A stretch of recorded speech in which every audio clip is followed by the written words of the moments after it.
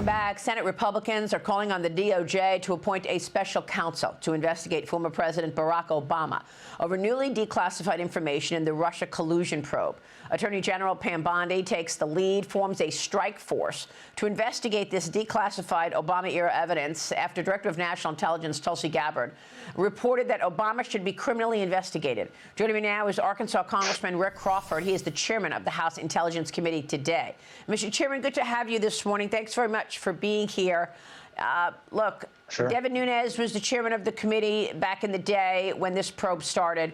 Adam Schiff became the chairman of the committee after the Democrats won in the next election. And your thoughts on what they both saw? They were both saying completely opposite things about the Russia collusion probe. Your reaction?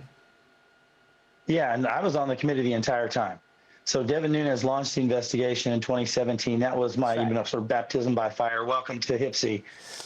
And so I got the chance to observe this up close and personal and the differences between Devin's perspective and Adam Schiff. So Devin was forthright in initiating this investigation. He didn't even lead the investigation. He put that under the direction of Representative Mike Conaway to lead the Russia hoax investigation. In contrast, Adam Schiff would pontificate in hearings. He would walk out of a hearing and go outside the skiff to a media gaggle, lie and leak in real time, and then go back and rejoin the hearing. This went on throughout my tenure when Adam Schiff was ranking member and chair. He is a prolific liar. He would do this in real time. He would leak information, and then he would say that he had information or Russian evidence of Russia collusion. He still has never presented any evidence to that effect, and our report reflects that. Yeah, and it's very dangerous because when you're carrying around this incredible title of chairman of the Intelligence Committee, like you are obviously today, and like Adam Schiff was at that time, people believe that you may be seeing something that we're not seeing. So for him to go out on all these Sunday morning programs and these political shows and say there's collusion in plain sight, suggested that he saw something that we did not see. But what you're telling us, and what I was told at the time, is exactly what you just said, that he was in meetings, closed-door meetings with you and your colleagues. It was clear that during those meetings there was no evidence of any collusion. You didn't have any evidence because there was no evidence, because there was no collusion. And then he would walk out of that meeting, go right into a press gaggle and say there's collusion in plain sight.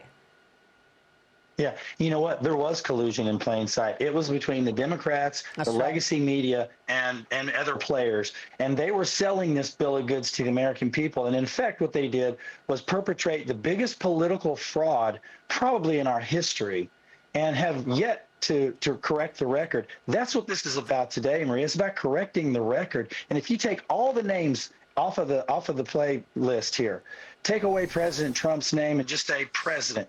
Take away President Obama's name and just say president. Take away, individuals like, Andy McCabe or Comey or Brennan or any of those, and just insert their titles.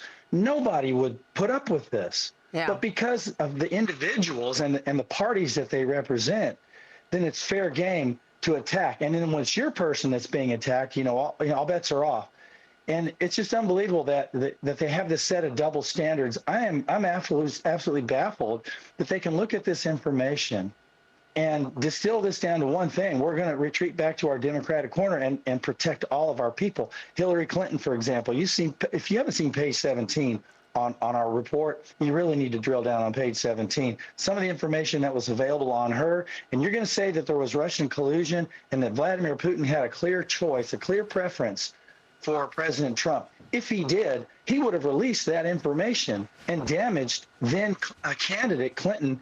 But instead, he expected a President Clinton. So he held all that negative information in abeyance because he, like everybody else in the United States, with the assistance of the legacy media, were expecting to see President Clinton. And that information would have been helpful to him on the other side of the election. Yeah. So he held on to it, which shows he did not have a preference for President Trump. Yeah, that's unbelievable. And, you know, you saw everything because you were on the committee, the Intelligence Committee. So, Congressman, I remember that there was that meeting in the White House that President Obama led, and John Brennan was taking notes. At the time, we showed those handwritten notes on air. We had pictures of those handwritten notes. When John Brennan wrote down, the Russians are aware that Hillary Clinton has cooked up this story that Trump is colluding with Russia. And we had those notes. What else did you see at the time that was particularly damning that you believe implicates President Obama in all of this? Well, the fact that he was the president of the United States and had the meeting, that in and of itself shows that he was in on it. I mean, he essentially authorized it. He can't escape any kind of culpability here because it happened on his watch. So he either needs to come forward and say, no, I was never present in that meeting. No, I never authorized any of that, and let his henchmen swing, or he needs to take his licks like a man would. And the fact of the matter, I don't expect either of those two things to happen. It's going to come out. We already know. The American people were subjected to a fraud that if it were anybody else but President Trump would be entirely unacceptable. If this had happened to, for example, to a President Biden or to a President Obama or to a President Clinton, the American people would have been outraged because it's an American president that it happened to. But because the media helps to malign President Trump, we're going to look the other way and say, no, this is all President Trump's fault, when the evidence clearly shows that it wasn't. And it's been that way. And we've known it for 8 years. Yes, the problem is we couldn't get the report out to the American people. Right. Well, you were being stonewalled on every level. I know. I was reporting every moment of it at the time. But you know what also is incredible to me is that the Democrats have completely put aside what they're supposed to be doing. And that is, you know, really stewards of this economy and this country for the American people. At the time, while they were screaming Russia, Russia, Russia, China was eating our lunch. And China was stealing intellectual property. And China was, violating visa rules and, capitalizing on getting people into this country from China to put on surveillance. What can you tell us about that? Because I think that, while Adam Schiff and all these other people were trying to attack their political enemy in Donald Trump, they were also ignoring serious implications for America by claiming Russia was the problem when, in fact, the much larger adversary was China at the time. They just blew that off. That's a great point that you bring up, because we know that the Russians have been involved in election, malign influence since there's been a Soviet Union. They've been engaged in the United States, and that's a byproduct of our open society. They use it against us. They've been doing it for decades, and it's likely not going to change. And they find willing idiots like Adam Schiff to help them with that. Meantime, China comes in the back door because we're all paying attention to this shiny object that the Democrats are waving around. Right. And that's allowing China to get a stronger foothold. And the other thing is that as a country, we have sort of ignored some of the most pressing issues in our own neighborhood, for example, the Western Hemisphere, and we have allowed the Chinese to gain a foothold here in our neighborhood.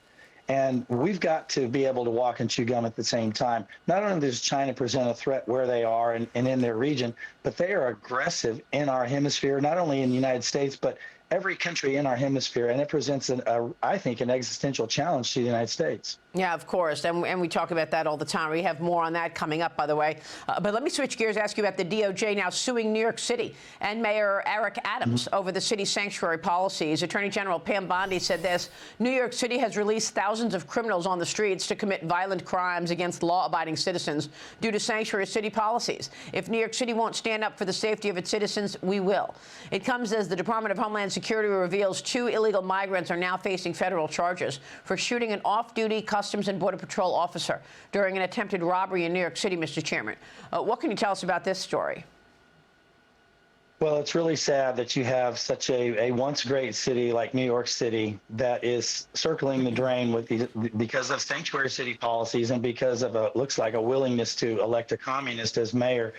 If this were some small town in, Kentucky or Arkansas or, Nebraska, it would have less impact. But New York City is not just the biggest city in the United States. It's almost like the financial capital. It is the financial capital of the world. Yeah. And this is going to have a huge impact if they can't start to enforce and obey the law themselves. So here's what's happening. the president is saying, look, if you're not going to enforce the law, we will, number one. Number two, if you're going to adopt these kinds of policies which go against federal law, then you can expect to have your a commensurate cut in funding. That's going to have an impact as well. Doesn't necessarily mean that the federal money won't be there, but it's going to be redirected in ways that will help, first and foremost, protect the citizens of New York City and the area that is suffering under this poor leadership. All right, Mr. Chairman, it's great to catch up. We so appreciate your time and your work. Thank you, Rick Crawford. You bet. All right, we'll see you soon. We'll be right back.